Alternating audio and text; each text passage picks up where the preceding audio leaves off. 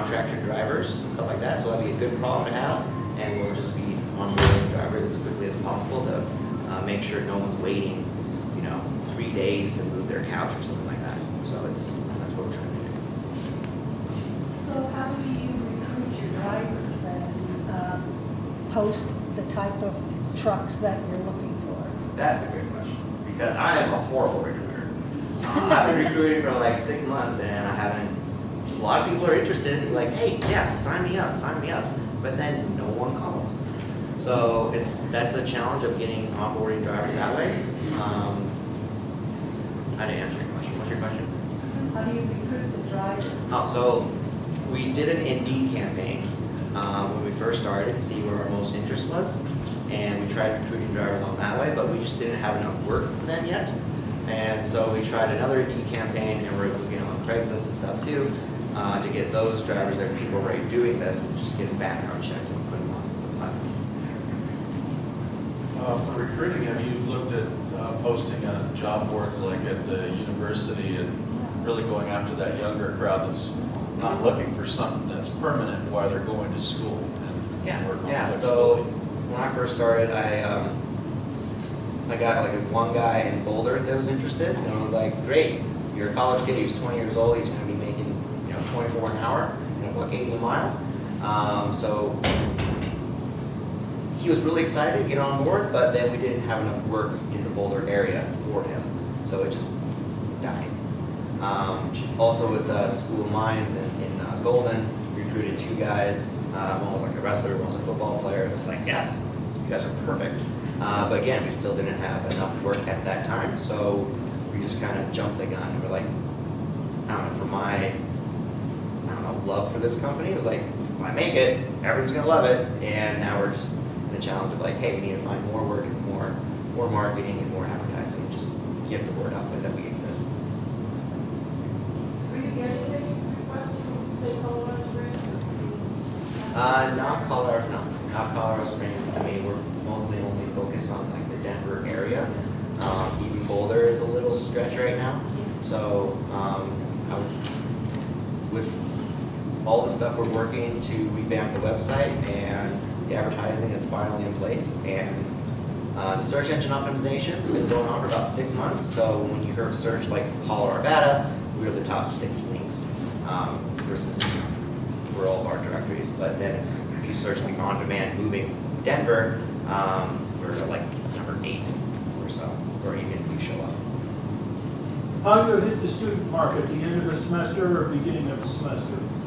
I would say at the end of the semester, the end of the spring semester. That way they have a summer job that they can work on. But for the business, not for employees, but for the traffic that comes in. Well, yeah, again, the fall for, because I guess when your kids go to college, how it worked for me, my parents helped me move into the dorms and everything. But then on the other side, when I want to move out of the dorms, it's like, all right, you figure it out, Ben. We don't want to move you. I'm like, all right, Mom. And that might be an opportunity where you put a flyer at the college orientation, kids move into their dorms or their. When I originally made this company, I'm like, college kids, they are moving like once or twice a year. Like they're my bread and butter. But then I was on campus in Boulder with my table and stuff like that. Just, hey, are you moving this weekend? Because that was during finals week. Not a good week to do that. So if I was like a week before, or maybe 2 weeks before that, that would have been much better. But we did generate our first customer in May from that job. So it was like, okay, first customer, ready to go. So we've learned a lot since then, and we're going to try it again this spring all over Denver, like DU, CU, Denver, and Boulder. 2 questions real quick, sorry. The second person, where does he come from? Does he just drive his own car up there and meet the driver? And then also on your domestic violence support thing, I think that's an awesome program. What happens if your 2 contractors have a couch in their hand and the defendant returns in the middle of that process? What sort of, have you considered that? What do you have on that liability? I have considered that. I have no idea how I'm going to address that when it comes. I have an idea. It's like if we're working closely with the police and they know the domestic violence victims, then we probably have an officer on call right then and there to help protect the victim, my drivers, and yeah, from that dangerous person. So you mentioned that you started, you've got your marketing and advertising in place now with Denver Market. What, you mentioned this, what other things are you doing, or is that more as far as marketing and advertising? Get your brand out there. Yeah, and just networking and pitching as much as possible. So, I mean, this is February now. I've pitched 3 times in the last 30 days. Again, next week at 1 Million Cups in Boulder. And so we're just trying to really hit the ground running this year and get us out there. Yep. 2 questions. Well, actually, it's a deal. One, for the question being, are you looking to franchise, and what's your exit strategy? And second, having interacted with a similar effort, we found that the college kids, they'll get their buddy with some beer and some pizza to help move, so anything out of their pocket's kind of a stretch. So again, just a statement, but the first, franchise, exit strategy, what's yours? So we're still playing with that. One of our competitors, Buddy Truck, started out of California. They have a franchise model, and they've expanded to several cities off of that model, and it seems like they're doing pretty well. Exit strategy is, you know, for the long haul. I can do this for 20 plus years. If I don't want to do it for 20 plus years, we'll see how many couches I have to lift in order for that to happen. But exit strategy, we're looking at 3 to 5 years, and maybe get looking into, like, because Uber's tried to do it with like Uber Cargo. They tried to do that in Hong Kong. I don't know why. But there's other companies that already exist. There's like Quicksilver and Select, and those companies as well, or even like UPS and FedEx. They can be like, because some of those kiosks in retailers, like Kohl's, there's a delivery button, and that just goes straight to UPS. And so we're looking at like, hey, what if it went straight to somebody already in the store to deliver that stuff for you?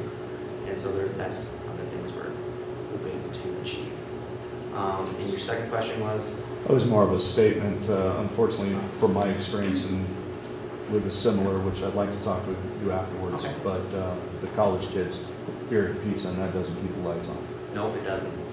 Yeah, I moved too many people in college for pizza and beer because it's great, get a free meal, but it doesn't pay the rent. So, yeah. And another thing I would like to ask to get that question,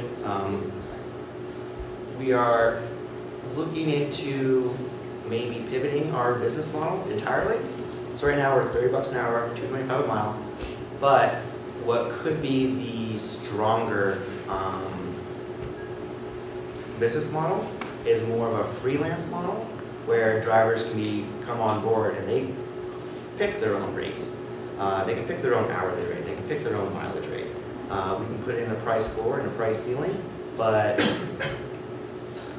adopting more of the freelance model, I believe it will balance the market out better and be able to scale better, because Denver's prices are going to be different than here.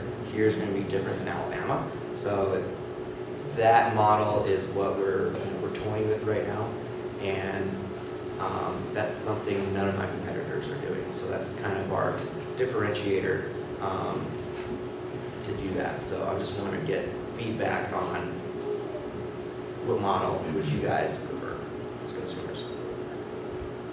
So show of hands, current model, $30 an hour, $2.25 a mile, or option B, or the freelance model where you go shopping for the truck. So the question though is, as the consumer, do I get to choose my driver based on what my driver's charging me? Yes. So you get to shop around, like, all right, this guy with a 5-star rating has with a small Tacoma, or this guy has a truck and a trailer with, say, 3 stars, but you have an entire apartment to move. I can do it all in one trip with this guy versus this guy's going to be like 3 or 4 trips. And so, or this guy has a van and it's raining today. I'd rather have the van today. And so as a consumer, you'd be able to go shopping. And that's the movinghelp.com U-Haul version. Yeah, so it's, yeah. So you would just be, your business model would be the transaction fees, it would still be flat rate up front? Yep, yeah, we'll take the 20% cut of whatever, whatever they're charging. So maybe one more question before our final super special question. Well, I was just back on that. The only issue I see with that is on the recruiting side, because I mean, competition is always good, but then you're also going to have those in the 5-star rating that aren't going to get a lot of business because their costs are too high. So what about something more like a sliding scale like Uber does based on need and availability? Yeah, well, back on, like, I don't want to go for the Uber in that model sense, but if they're too high, they're not going to get any jobs. So they'll just, if they're at $50 an hour, no one's getting them, so they'll just go to $40 an hour and see what happens.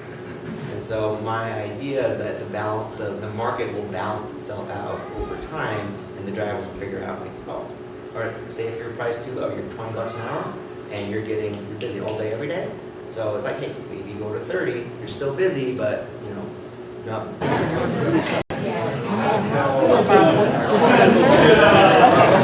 No, it was mid-December.